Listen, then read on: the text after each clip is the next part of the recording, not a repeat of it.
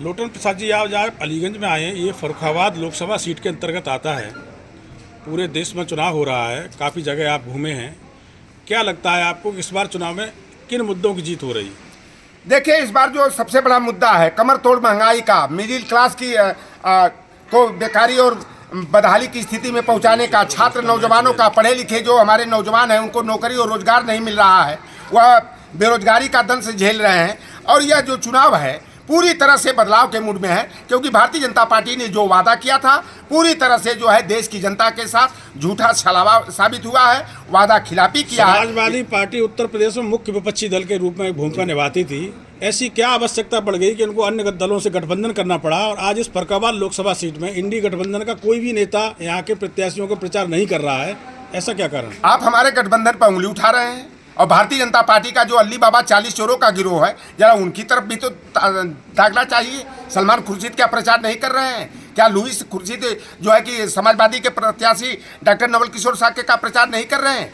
सारे लोग जो है कि इंडिया गठबंधन के जो साझेदार हैं, और उत्तर प्रदेश में तो हमारा कांग्रेस और समाजवादी पार्टी का ही गठबंधन रह गया है। और हम लोग पूरी मजबूती के साथ, जिस तरह से 2004 का परिणाम ख्याल करिएगा कि नेताजी के नेतृत्व में 39 सीटें समाजवादी पार्टी आपके गठबंधन की अगर जीत होती तो प्रधानमंत्री कौन बनेगा? देखिए, समय आने के बाद सब कुछ आपको दिखाई दे देगा। हमारे पास एक से एक जो है कि प्रधानमंत्री के जो है जानदार शानदार चेहरे हैं। वह पहले हमको नाम बताइए, हम लोगों का लक्ष्य है कि किस तरह से जो है भारतीय जनता पार्टी से देश की जनता को मुक्ति दिलाया जाए। और हम तो कहते हैं कि मैं समाजवादी पार्टी का हूँ।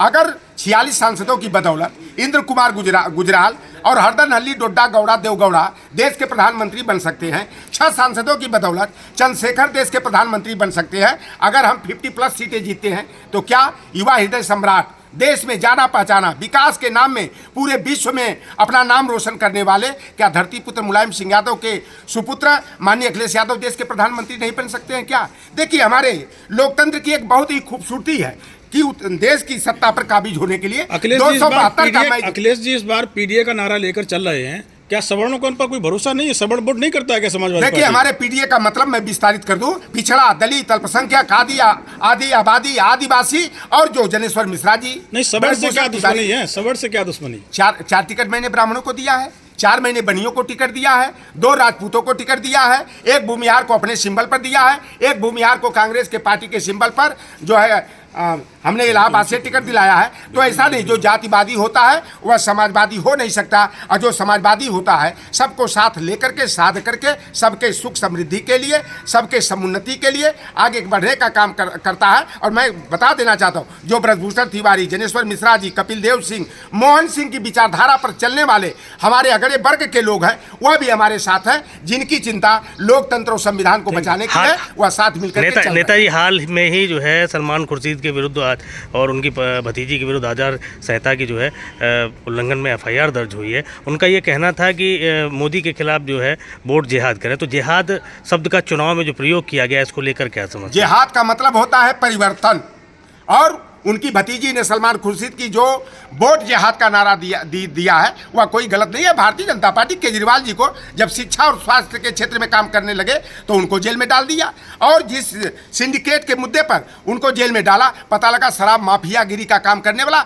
भारतीय जनता पार्टी का जो है कि व्यक्ति रहा। आप देखिए, संजय सिंह जो भारतीय जनता पार्टी की नीतियों का विरोध करते हैं, संसद में आवाज़ बुलंद करते हैं, संजय सिंह को जेल में डालने का काम किया, हेमंत सोरेन को जेल में डालने का काम किया। तो यह भारतीय जनता पार्टी जो है ना, ये बलात्कारी झूठलर पार्टी है। यह देश की जनता को गुमराह करने का काम करती है। यह जनता है कि सब कुछ जानती है। लोकतंत्र, संविधान और आरक्षण को बचाने के लिए सरकारी संस्थानों उपक्रमों का निजीकरण करके जो भारतीय जनता पार्टी गुरु गोलवलकर की bunch of thoughts we or our nationhood define की नीतियों को लागू कर पूंजीपतियों को बढ़ावा देने का काम कर रही है, छात्र नौजवानों का भविष्य अंधकार में डालने का काम कर रही है, किसानों को बदहाली की स्थिति में पहुंचाने का काम कर रही है। यह जनता पूरा मन बना चुकी है कि इंडिया गठबंधन को जिताएंगे, एनडीए नॉन डेमोक्रेटिक अलायंस को धूल चटाएंगे। और 2004 जून को जब परिणाम आएगा ना, तो अभी मुरादाबाद का विकेट गिर गया, हाथरस का विकेट भाजपा का गिर गया, और नागपुर वाला विकेट गिरते गिरते बच गया। आप देखिएगा कि 4 जून को जब मतगणना शुरू होगी तो बहुत से लोग, भाजपा के लोग औंधे मुंह गिरेंगे, और भाजपा के सैकड़ों विकेट पहले ही गिर जाएंगे और इंडिया गठबंधन की सरकार पूर्ण बहुमत के साथ 2024 में बनेगी।